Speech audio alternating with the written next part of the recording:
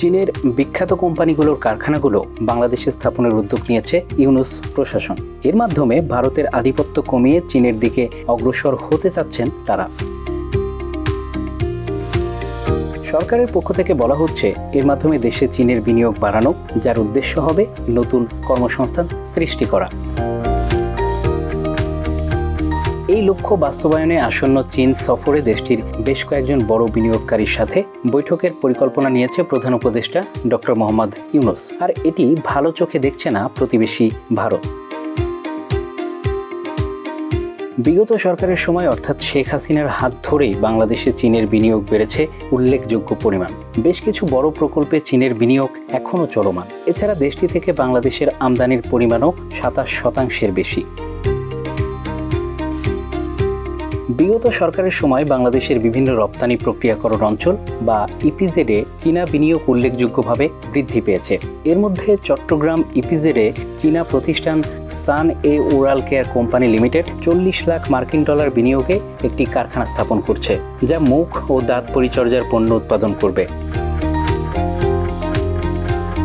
দেশের দক্ষিণাঞ্চলে Mongla ইপিজেডে উনশেং BD company limited নামে চীনের আরেকটি কোম্পানি 8 কোটি 90 লাখ ডলার বিনিয়োগে একটি কম্পোজিট কারখানা স্থাপন করছে, যেখানে ফেব্রিক, গার্মেন্টস ও গার্মেন্ট অ্যাক্সেসরিজ উৎপাদিত হবে।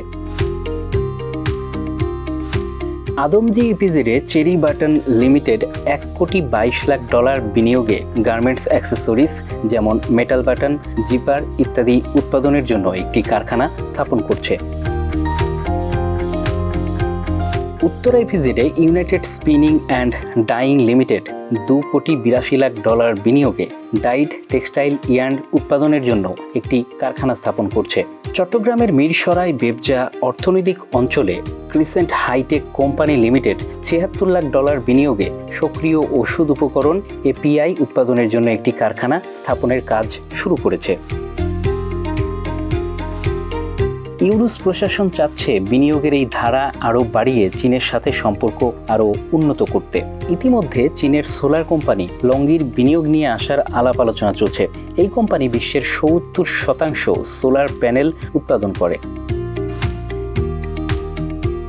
এছাড়া চীনের ইলেকট্রিক ভেহিকল, সোলার প্লান্ট এবং চিপস কারখানা বাংলাদেশে স্থানান্তরের পরিকল্পনা রয়েছে।